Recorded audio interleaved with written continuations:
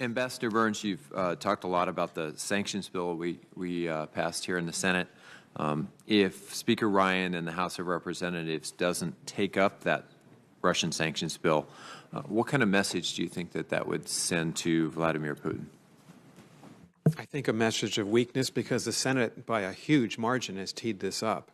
It's the right thing to do to have a painful type of leverage against the Russians. And if it's diluted in the House, and if the Trump administration encourages the House to do that, which is what one hears, then I think the Russians are going to receive a mixed message here, not a stiff message, which they need to receive.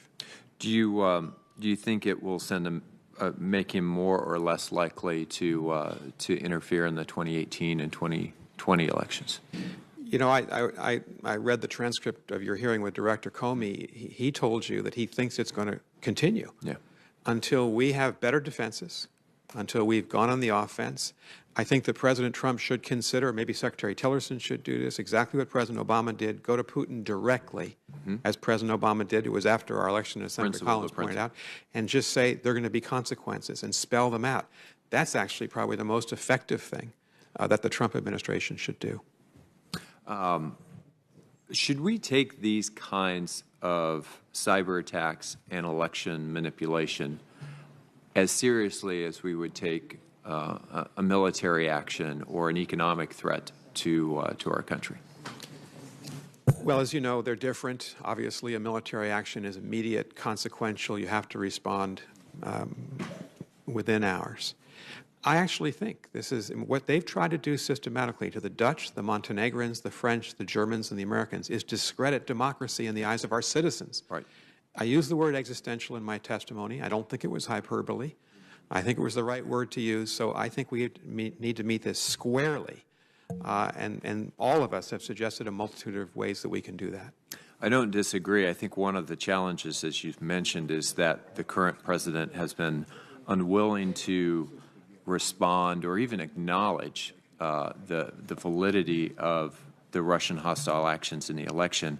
I'm curious what that means for what we as members of the Senate can or should do to advance a conversation with our European allies about sanctions. And I would certainly like your opinion on that, but I would open it to the other members on the panel as well. That conversation has to be held. Normally in this situation, as you know, the State Department and White House would be talking to the Germans, the Austrians about the consequences of the Senate bill. I don't know if this happened this time, but we're in this phase. We've talked about the separation of powers for 200 years, where it's my own view that Congress needs to play the leading role, because I perceive Congress to be tougher against Russia. Nature abhors a vacuum. Do any of you want to add to that? Dr. Stelzenmueller? Of course. It's well known that German politicians, senior German politicians, the Chancellor and the Foreign Minister have protested the sanctions bill. And this is, of course, because German companies, and not just German companies, other Europeans as well, are invested in Nord Stream 2. I'm not a big fan of this project, frankly. But I'm far more concerned about unilateral American sanctions that aren't discussed with the Europeans, that are just put out there and we have to deal with them. The fact of the matter is that we had actually for years been asking America to allow the export of American LNG to the European market, and that it had been Congress that was resisting this.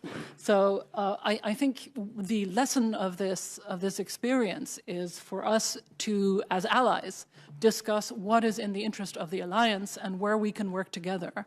And I think that would, again, be of significant importance as a deterrent towards Russia.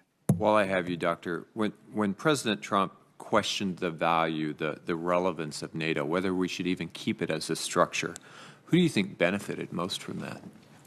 Well, I've already said that. I think that helps the Kremlin, and it's not great. I also don't think it's in America's self-interest to question that alliance, because you have significant interest in Europe and in Europe's periphery, and the alliance with us Europeans helps you pursue those national self-interests. I could not agree more. Mr.